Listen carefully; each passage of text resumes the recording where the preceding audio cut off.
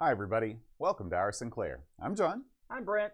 And today, Brent, we're going to be talking about Underworld. Underworld. Underworld. How German can you make it? That's exactly. When did you first start your fascination with the Underworld? Oh, geez. I've been a part of the Dark Lord kingdom for quite some time. I'll have to say, when I got the call, the desperate call saying, please come and sit beside me. It was a supplication for sure. I was like, okay. I saw a picture of the game before I actually loaded it up. I was like, yeah, I think I'm in for a good one. It's right up your alley. You know, I think that my fascination with the Underworld, just in general, not necessarily, you know, land of Satan, but just sort of your general, like, land beneath the land, comes from the Goonies. Subterranean type things, yeah. I love, when I was very young when I saw the Goonies for the first time, and I thought, man, it would be so cool if, like, I could find just a place in my house where there was just this hatch and I could go down under the deep. I have a story about this. I have a story about everything. In my neighborhood, not necessarily behind my house, but close to my house, right beside Craig Harrison's house. Okay. If you're familiar to where they used to live. Yeah, everyone out there. Do you know where Craig Harrison used to live? There was a large, and I mean larger than I've ever seen, drainage pipe that went under the road. And it went under the road and then took a turn. It was big enough that you could walk into just hunched over. So we would always kind of dare each other to go inside the tube and, you know, can you go all the way to the bend and go around the bend and see what's right? Because it was dark and scary. Oh, yeah. And, you know, we were like 8 or 9 or whatever. So eventually, one day, we ventured into the tube.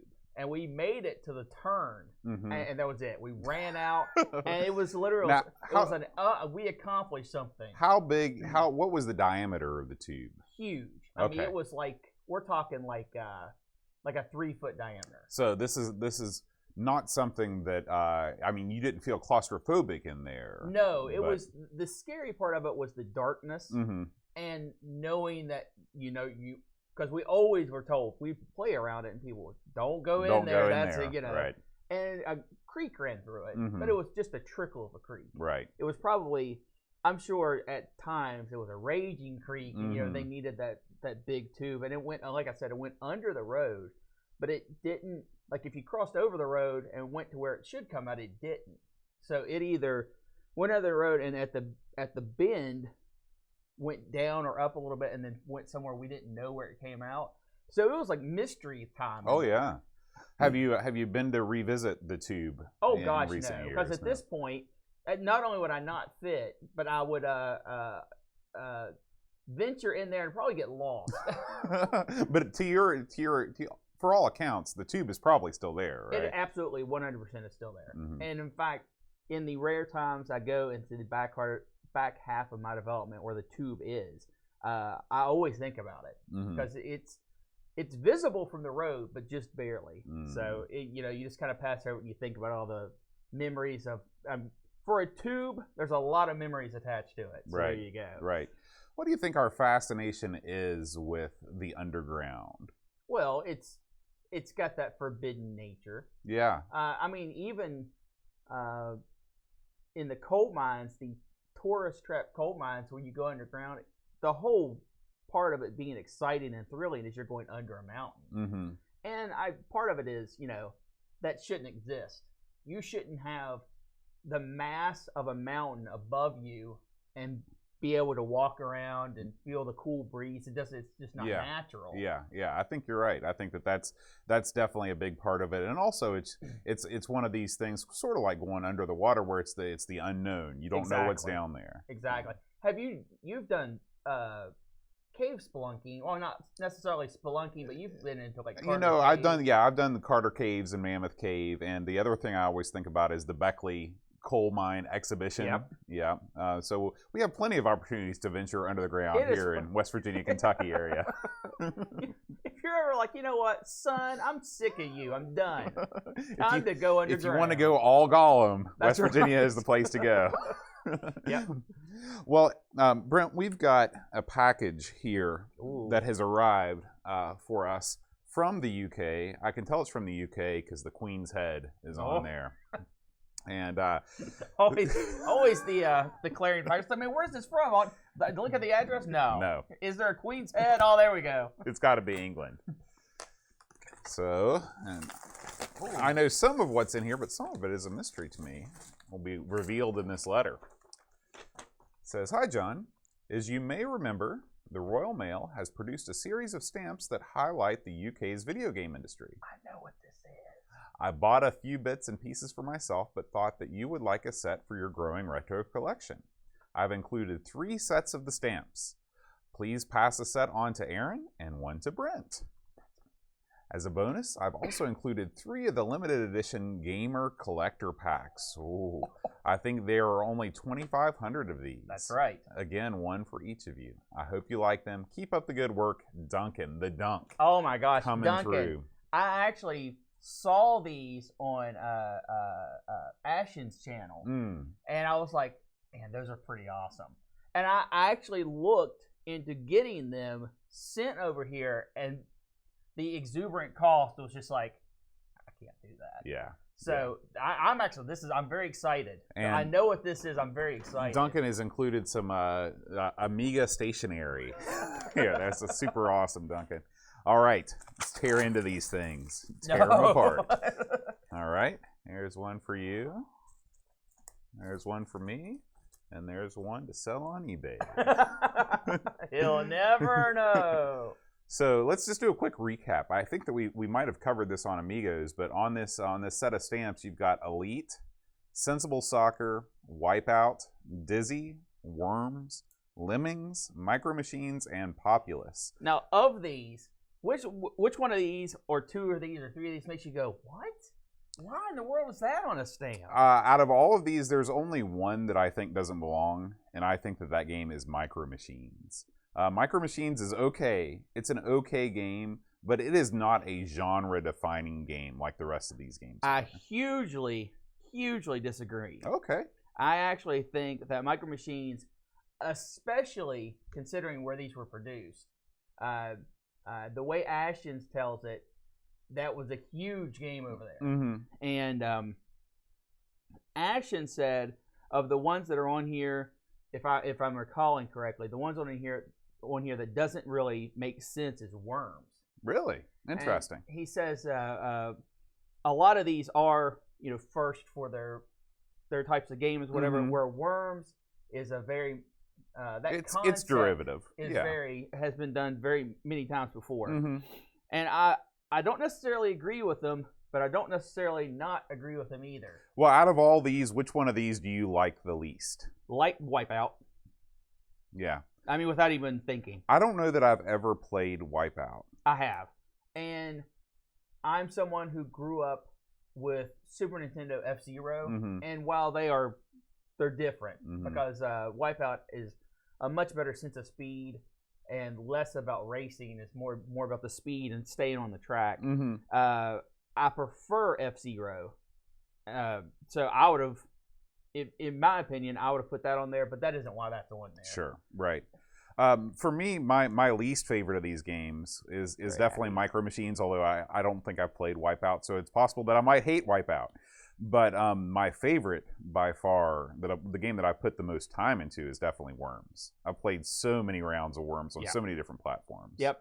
I would say I would pick up any of these games right now and play them and be incredibly happy. I would say probably the farthest down on the list is actually going to be Elite. Okay. Because Elite 2 was so much better. Yeah.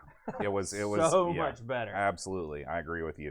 All right. Well, thank you for that, Duncan. But that's not all. There are other things in here. This is But wait, there's more. There's the limited edition collector pack. Now, I have no idea what this is. I did not watch Ashton's video, so this comes in a very nice tin. Yes. In fact, he did not have one of them. Really? He just talked about it. I think they call it a steel book. Is that what they call these days? Is that a different thing? We'll say yes. No, he did have this. Okay. Okay. Because I believe this is part of the stamp thing. Okay. So inside this tin, these are so nice. There are little booklets that describe each game, and some development facts here.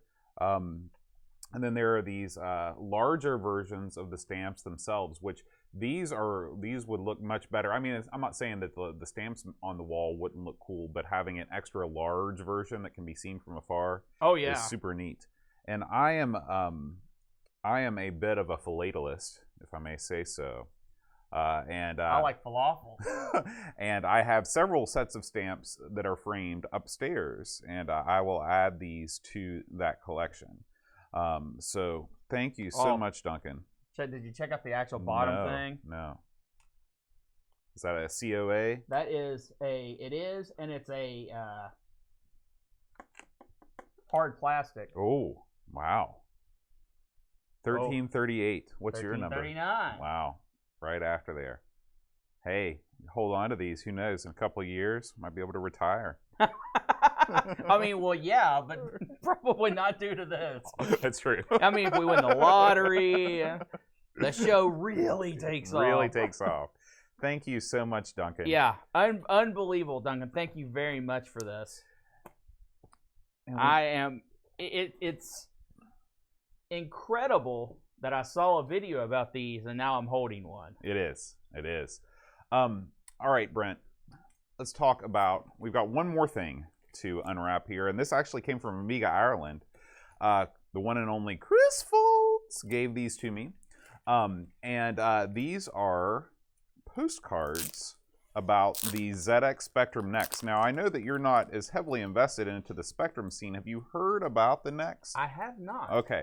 So imagine if they recreated a ZX Spectrum, but gave it sort of modern outputs and gave it the ability for full emulation, yet a layer on top of that will allow you to produce games on it that the normal Spectrum could never do. Now, you say emulation, so inside of these is like a Raspberry Pi type Yes, affair? That's correct. I believe that there is a custom board inside of these that emulates the ZX Spectrum, but it also gives it additional, capabilities. Now, are we talking like a ZX Spectrum on a chip? Oh, I don't know exactly if it's like an FPGA thing or if it was a specially produced chip all on one chip or if there's a whole board in here. Uncertain. I will have to say though, I find that That's somewhat what it looks exciting. like. Oh, and a good move on the keyboard. I'll say that right off the bat. They've corrected the sins of the past with the keyboard, and it's also very pertinent that I'm unwrapping these today on the show because I saw for the very first time a picture of a delivered Spectrum Next. And this is one of these Kickstarter projects for the ages. I believe that this was originally kickstarted either 3 or 4 years ago and is just now shipping. You know how these things go in the world of hardware. Course. They've had multiple delays, but they wanted to make sure they got it exactly right. And they finally have. These things are now finally shipping. And thank you, Chris, for sending us or for giving us these postcards. These are all, of course, famous Spectrum titles. In art form. I believe that, let's see, does it actually say, oh yeah, Way of the Exploding Fist. You got your QL Games Compendium. Wasn't aware that was one of the landmark titles for the system, but okay. Fred, again, we're early on in the world of the Spectrum. I was not aware of that, and that's got to be Ant Attack, right? Yes. Which we just covered last week. So, thank you so much for those, Chris. Very cool. Very cool. I'm going to have to make a whole Spectrum shadow box with all this stuff. I was about ready to say, you could take those in those thick frames and put some foam behind them, really do it up nice. Yeah. So be on the lookout for that. All right, Brent, let's jump right in to this week's game, Underworld. I want to go back to the, let's go back to the stamps. All right. So, Brent, this game came out in 1984. Yes. This was right in the wheelhouse of the ZX Spectrum, where the machine was just a couple years old. The 16-bit systems had not been released yet. There wasn't a whole lot of competition. There was some, but the Spectrum was still kind of at its peak in terms of its popularity. I would say. And this game did receive a C64 port 1 year later in 1985. Yes. It was published and developed by Ultimate Play the Game. And we've done a couple. Actually, I'm trying to think if we've done one, or maybe this might be just our second Ultimate Play the Game game. But they are among the most famous developers for the Spectrum. I can believe it. This was a team of two brothers, Tim and Chris Stamper, and they were based out of Leicestershire in the UK. They started out working for an arcade company called Ashby Computer and Graphics. And it's a little bit hazy. These guys, one thing you've got to know is that a lot of this stuff has not been confirmed because these guys don't ever talk. They never talk to the media. They're very, very secretive. They say, even to this day, type of thing. Yeah, they say that they were really, really busy during the Spectrum era, and I could not find any substantiated reports of any of the things that I'm going to tell you. Okay. So it's said that they were programmers, and what they would do is they were actually licensed by various Japanese arcade companies to do development work for them. Okay. The most sort of I don't want to say outlandish, but the one that was hardest for me to believe was that these guys wrote Gyrus. Wow, that's a pretty big claim. It's especially big because I went to the Gyrus Wikipedia page, and it was clearly developed by a Japanese dude. Now, I'm not saying that wasn't a pseudonym for Tim and Chris Stamper. I'm just saying it's unlikely because this guy still walks among us. I when asked if he was the one that made Gyrus, he says, "Hi." Yes, right. Now, one game that it is said that they designed that I can believe more is Blueprint. Remember Blueprint, the arcade game? I very much know Blueprint. Blueprint, I believe, is one of the few arcade games that actually physically chides you for not reading the instruction manual when you do poorly, or the instruction card on the machine.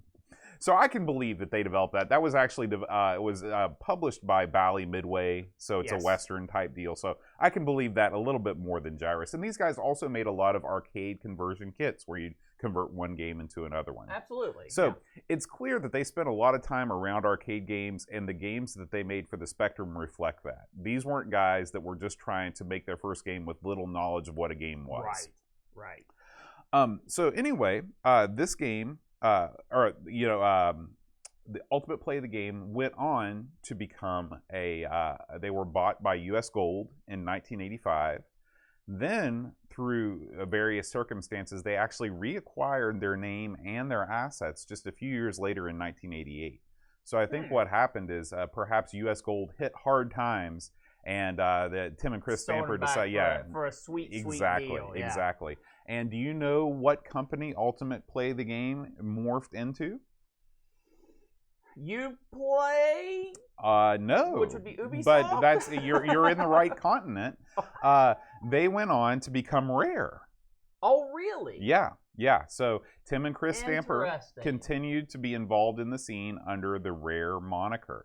And around the time that they ceased to be Ultimate Play the Game and became Rare, they abandoned, I don't want to say abandoned, but they gave more and more of their attention to where the money could be made. Not in the world of home computers, but in the world of video game consoles. Probably a good call for wanting to make which is why they were able to stay in the business until they voluntarily retired in 2006. You mean through smart planning and hard work? Exactly. Now, Rare is pretty famous in the console world. There are some titles I'm sure that immediately spring to your mind. When I say Rare, what do you think of?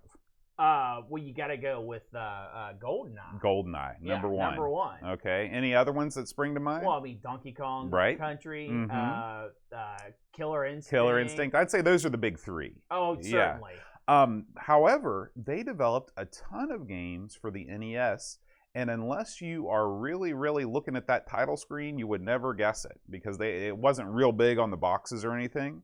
And so I'm going to tell you just a couple games that Rare developed on the NES. Okay. Wizards and Warriors. Okay. RC Pro-Am. Okay. Now, what is a better version of RC Pro-Am with multiple types of vehicles? There are no. Our Sabreman is the peak of that type Really? of game. See, Aaron has told me several times that you really like a game called Cobra Triangle. I do like Cobra Triangle, but Okay. it is. It I is. don't think that's comparable. You to don't RC think it? Pro-Am. To me, it sort of feels comparable because you're racing around a course. I mean, Wow, is that all it takes? that's all it takes. That's all it takes. So anyway, they did that, and the one game that I knew that they did before I started doing this research was Solar Jetman. Do you remember Solar Jetman at all on the NES? No. Okay. Solar Jetman was a really wacky game. I could tell it was weird and not Japanese from the beginning. Okay. It is a physics-based game where you control a ship that's going through an area not unlike the Underworld, and you have to pick things up, and these things have a real weight to them. And it's a very physicsy based thing where you're kind of going back and forth with like a pendulum type motion to get things. So I remember, and to this day, our friend Jamie borrowed this game from me and never returned it. So I bet he just keeps it on his bedside and it just laughs maniacally. Every time I go over to his house, I see him petting something. I thought it was his cat, but it might have been that cart. It's Solar Jetman. So anyway, Ultimate play the game on the Spectrum, best known for Lunar Jetman, which was the sequel to Jetpack, Attic Attack, or as Aaron likes to call it, Attic Attack, and the sequel and prequel to this game. This is the middle chapter of what's called the Sabreman trilogy. Sabreman is your dude there, and the first game in the Sabreman trilogy was a game called Sabrewulf. Sabrewulf is did you ever play Gilligan's Island on the original Nintendo? Yes, but not to any length. Okay, well, do you remember the viewpoint? How it's like you're looking down at it and you can see, or like Metal Gear. I guess that might be a more more apt comparison. If you're going for that core audience, okay, we'll dumb it down. So that's what Sabrewulf looks like. So within these three games, you've got all three of the famous perspectives on the spectrum. You've got sort of that like top down. Then you go to this game, which is clearly side-scrolling. And the third game in the series, Night Lore, set the spectrum on the path of the isometric adventure. There you go. So many of these games. So Ultimate was really ahead of the curve. Fun fact, they actually completed Night Lore before these two games, but they knew it would cause these two games to lose sales because it was so much better than these viewpoints. They purposefully held it back. Probably a good move. Yeah. So these guys, not dummies. Not dummies. Well, I mean, if they went on to make Rare, they were doing it right. the brains. Yeah, yeah. So this is a one-player game. It supports both joystick and keyboard control. You will need, if you're using a joystick, you will need the keyboard as well. It is a flip screen platformer, and this is a massive world. Would you care to take a guess at how many screens are in this game? I would say it is 129. You're off by a factor of 6. Wow. There are 597 screens in this game. Okay. I won't say I don't believe that, but okay. I've seen the map. Someone has done it. There are 597 screens. This game is the largest game of this kind that I think has ever been done. There are so many screens in this game that it just boggles the mind why they would make it so big, other than to put it on the box, which is maybe it was part of the marketing. You mean marketing had something to do with the design of the game? Crazy, right? So this game is split between two sort of zones. You start out in the upper level, which is known as the castle, and then you descend into the Underworld, which for some reason is not called the Underworld, it's called the Caverns. Missed opportunity there. Your hero is Sabreman. Sabreman is he's just sort of a normal looking dude. He's got a pith helmet on, so you know he's ready for adventure. And he traverses these levels by jumping around, by falling a whole bunch, and by getting knocked around. Also, his huge grappling rope system. Right. He has a rope that is available to him when you when you're in a cavern and you jump across a chasm. Sabreman will sense danger and immediately deploy a rope. The rope it instantly appears too, so it saves you from danger sometimes. And of course, the slight misnomer there, it's not like you're like, aha, oh, I'm going to get hurt. Ring! No, you walk into the screen and your guy takes control of himself, leaping into danger. Right. Now let's talk a little bit about Sabreman's leap. This is a very unique way of propelling himself. Would you like to describe what it looks like? Well, he is definitely part frog. Yes. Because, and this dude did not skip leg day. He can jump several factors taller than himself.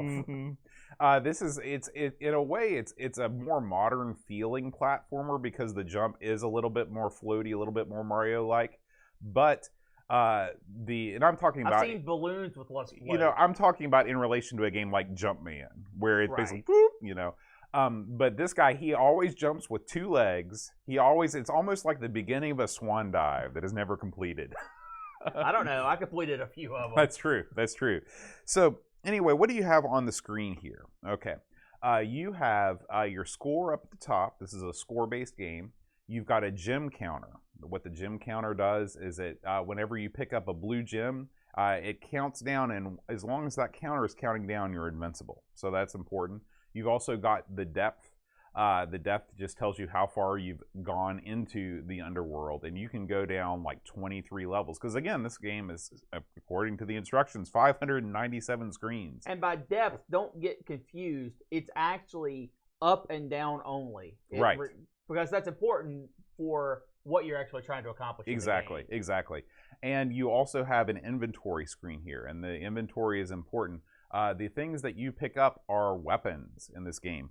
You've got 3 weapons. You've got a fire. Oh, actually, you've got 4. Yeah. You've got the slingshot. The slingshot is your garden variety pea shooter that you pick up right at the beginning of the game. Unless you don't, and then you kind of blunder around like I did for a while with no weapon. Then you're an idiot. You've got the fire torch. You've got the bow, and you've got the dagger.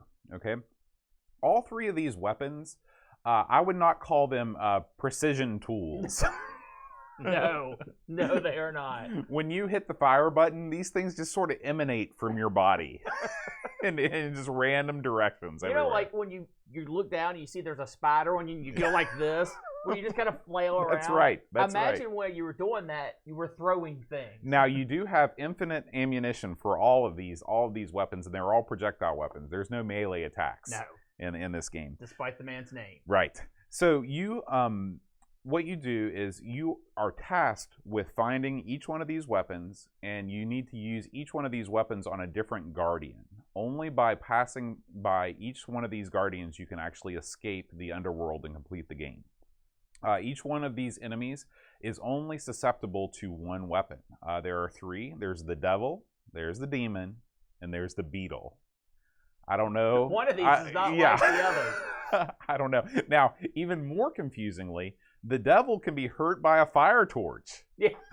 I thought fire was his bag. What's going on with that? Where's the holy water at? He's like, oh, it's too cold. Exactly, exactly. The demon can only be slain by the bow, and a beetle can only be slain by a dagger. So and you know what the slingshot can slay? Nothing. All normal enemies, like everything else. Exactly, exactly. So you really want to get rid of the slingshot as soon as you can. That's the goal. So anyway, the gameplay in this. Brent, why don't you describe what's going on with the gameplay here? I don't want to. No, the game is trying to, in my opinion, the game is trying to do a Metroid-like thing, because you travel up and down just as much as you travel left to right in this game. And every room that you go into that is not a dead end will have multiple paths. The goal of the game, like John was talking about, was to find the weapons, to slay the next beast, so that you can move to a different part of the castle / underground, and continue doing that until you find your way out. It is not it's a platformer only because there are platforms to jump on, but it is way too manic, in my opinion, to be a platformer. Okay. Well, let's talk a little bit about what makes this different than most platformers. I'd say the first big thing is that you are invulnerable to enemies in this game. Whenever you run up against an enemy, you just bounce off him. And at first you're like, this is great. I love this game. No, this is actually the worst possible thing that they could have done. Because what happens is first of all, this is running on a 48K spectrum. There's a lot going on the screen. So there's only so much AI you can program into 48K. So what the programmers have done is they've had these monsters sort of spawn in randomly, and the monsters just keep coming. They never quit. They never ever quit. You kill them and they keep coming. And they combine that with a series of very intricate jumping puzzles in order to get from one screen to another. Oftentimes you've got to blindly jump into another screen and just kind of, either through trial and error or through luck, know where the thing you're jumping to is on the next screen.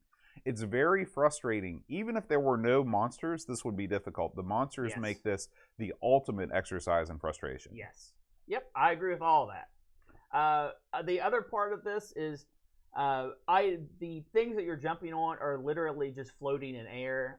They try to kind of mask it up a little bit, like there'll be pictures or bookshelves for platforms that kind of make sense to just be floating in air. But everything is lined up to jump from or to. Items aren't just randomly placed. You can tell that they were put there for a reason in most cases.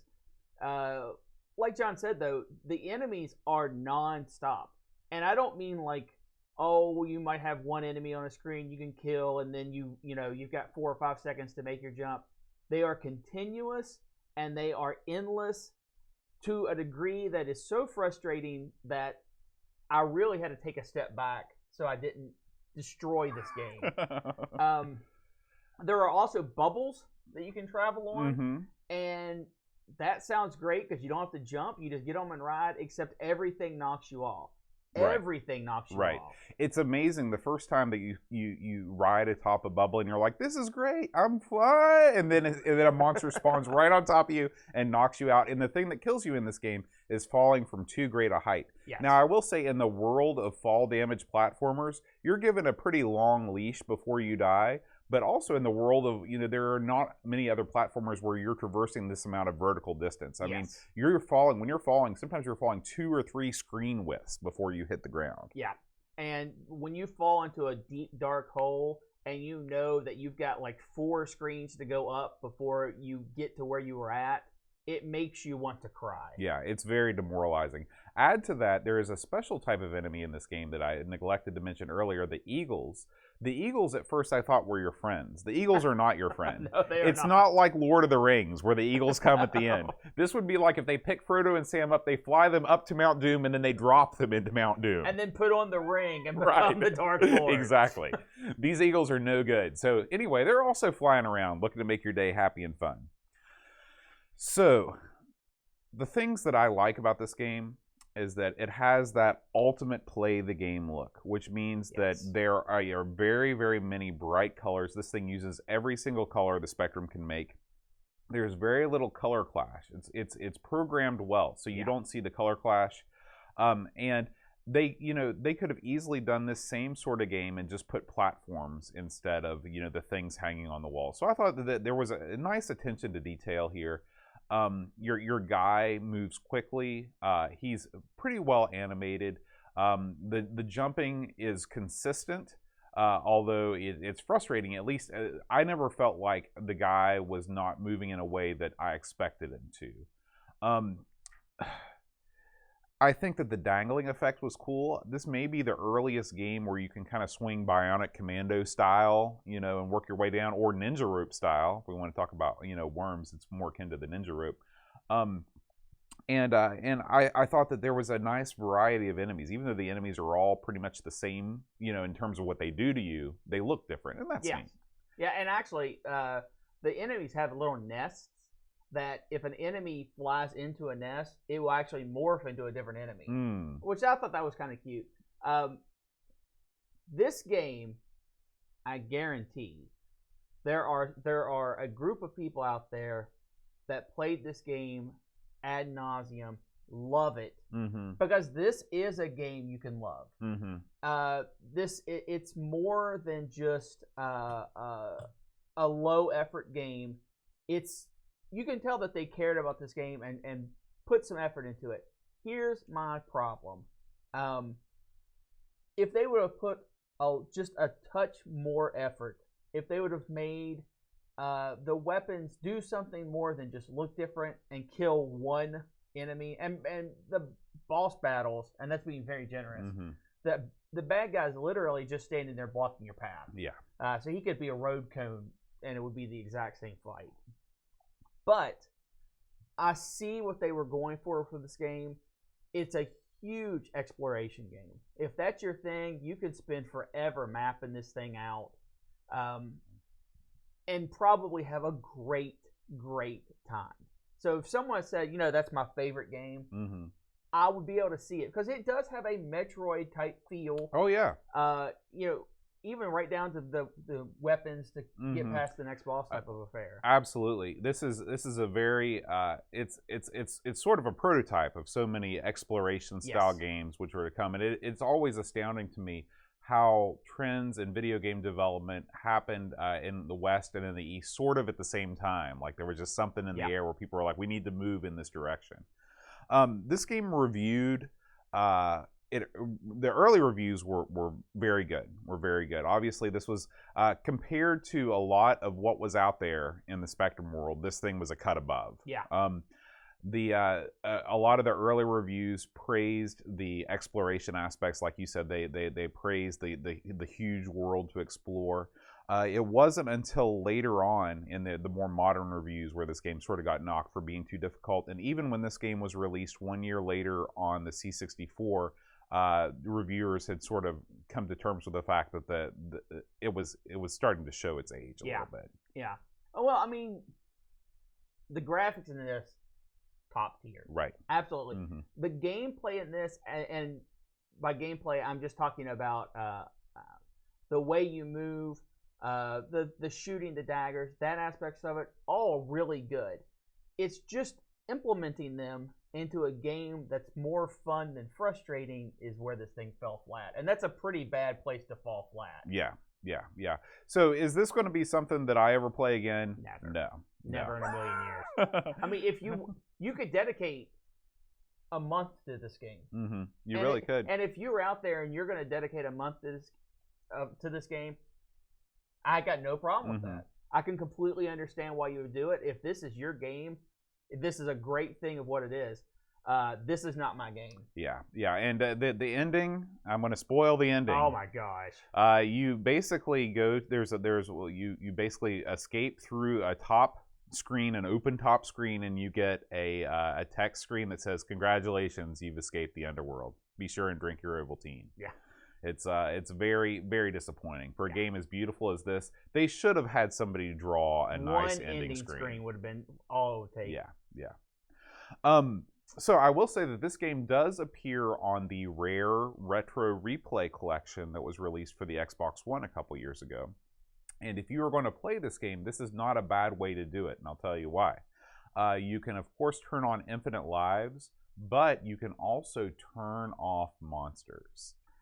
Wow. And having the ability to turn off monsters and just make this into like a strategic exploration and jumping style game would make it a lot more fun. Sounds a lot more appealing. Yeah. So if you have this on the Xbox One, make sure you explore the options screen and consider turning that off. We did get, and I want to just quickly go over the magazine reviews. Crash, this was a Crash smash, a 92% in Crash. CVG gave this a 35 out of 40, and Sinclair User gave this an 8 out of 10. So again, this was well reviewed upon release, and it was only later on that the bloom sort of fell off the rose. We have some user reviews here on the Discord. If you are a Patreon supporter of Our Sinclair, you can leave us a review on the reviews channel here. Graham W. Vebke says, a 5 out of 10 frustrating action platform affair with touchy controls and insane difficulty. It is critical you collect the slingshot in the first room. Yes, I can vouch for that. And the frustrating thing is you only lose life from falling, not from enemy collisions. Almost every collision sends you into a pinball machine simulation, bouncing everywhere. It's very difficult to clear rooms because of the bouncing, and as enemies keep respawning, I can't see how someone would find the weapons to defeat the castle guardians as described in the instructions. You need to jump over single pixel bumps on the ground, increasing the annoyance as the jumping mechanic is flawed, not one of Ultimate Play the Game's finest. Paul, aka Hermsky, writes, 8 out of 10. Very impressive graphics and color use for a game of its generation. There's some color clash issues that could have been avoided, but its smooth, fast-paced action soon takes your mind off things. The game was a little overrated in the 80s, but the Stamper Brothers knew exactly how to market their wares. If you wanted to be a cool geek at school, you really needed to own a copy. Overall, Underworld was an impressive work of art for its time, but frustrating playability let it down. And finally, Chris Folds writes, I am told this is a classic, and maybe you need to be kind of nostalgic, or you need to be kind of nostalgic in the past to fully appreciate it, as it's likely pushing the envelope when it came out. However, for some reason, it was not one I got into back in the day, and coming into it now, it's very difficult and frustrating and just doesn't play well. Slightly disappointing, 6 out of 10. You know one word that was in every one of those reviews? Frustrating? Frustrating. Yeah. That's quite possibly the worst attribute you can give to a video game. Outside of made me have seizures. Right. I think that's right there. Right. So I do want to, I can't remember if I mentioned this at the top or not, but this game was actually chosen for us by Clive's Club member, Graham Vebke. If you are a Clive's Club member on Patreon. He chose it and then killed it. Yeah. He well, you know, it's funny because a lot of these games, they were, you know, the box art so nice, Yep. and you always saw it in the shop, and you're like, boy, I'd love to have that one. Yep. And then you come back to them, and you're like, maybe it was okay. Next week, Brent, Aaron will be returning, maybe, or maybe you'll come back. You know, it was great having you on the show. We're going to do Cliffhanger, and I believe that this is based on the film Cliffhanger. Now, see, I've played the NES version. Mm-hmm. I wonder if it's anything like that. I don't know, but Pixels at Dawn was the one that suggested that, and we'll have to check it out. I know it's an ocean platformer, so it is probably of the same greatness that the NES game is. An ocean platformer movie game. Right, exactly. Where can you go wrong? It is what you think it is.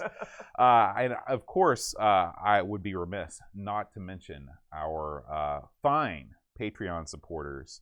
Hermsky, Andrew Waite, David Spencer, Cap and Crispy, Laurent Giroux, Gary Heather, Eric Nelson, Harbonaut, Graham Vebke, Frodo NL, Tapes from the Crypt, Pixels at Dawn, Chris Folds, Paul Harrington, and Christopher Hassel. All fine men. Absolutely. Thank you guys so much for supporting Our Sinclair on Patreon. And I did look this up on eBay. Pretty expensive. The Ultimate Play the Game games, because they have such great art and they are sold in big boxes. Sure. They go for a little bit of a premium, $25 to $35 complete. I think that's fair. Yeah. I think that's fair. If you're looking to build a collection, you know, I think that you could do that fairly easily at prices like that. So, anyway, thank you guys so much for listening, and until next week, rewind tape and press play. All right. For some reason, the chat just did not load. Never loaded the whole time. So. I was like, I'm gonna hit refresh. Well, in a way, it's probably good because I don't want to be distracted. When Aaron's reading off the notes, it's okay, but I get distracted too easy. Let's see here. Go into here, and well, there's 14 people watching. So. Hey, look, there they are. Oh, okay. Hey, Lynx, Wing Chun, Edvin. Pix? Oh, was the sound low? Sorry. Well, I'll fix that in post. We'll and I'll just yell. Yeah, it was hopefully both of us were low and not only was only Brent low. I didn't adjust the volume for Brent and not Aaron. I always have to turn Aaron down more than me. I don't know why. Low all over, okay. As long as it was low all over, that's easy. That's an easy fix. So. Cliffhanger is no way based on the film or by ocean. Well, yeah. Score. If you're going to look at the fine details, why does it say excellent beside live? Oh, that's our streaming quality. Ooh. You probably don't get that too often in Amiga Studios East. Barely holding on is what it says. I'm just used to it for the big middle finger there. Well, thank you guys for chilling with us this evening. Sorry, like I said, sorry about the volume being a little bit low, but we had a quality stream and everything was okay. And so, yeah. And of course, we wish Aaron the best, and hopefully he is able to make a speedy recovery. we wish him okay. Yeah. And thank you again for being on the show. Hey, I loved it. It was good. It was just, I'll have to say, some of the games I've had to set on in, this was not the worst. Yeah. I mean, I wanted to What would die. you say? What would you say the worst game? Bubsy, the Was that the ARG first ARG? Oh, okay. That was by far the worst. I knew it was probably either that, or I knew that Jurassic Park on the Amiga Jurassic Park was not great, Mhm. but I made progress in Jurassic Park, so I didn't hate it. But Bubsy, there was no. Although love these for... two games were kind of similar in like a scary way. All right. Well, we'll see you guys later. Bye, everybody.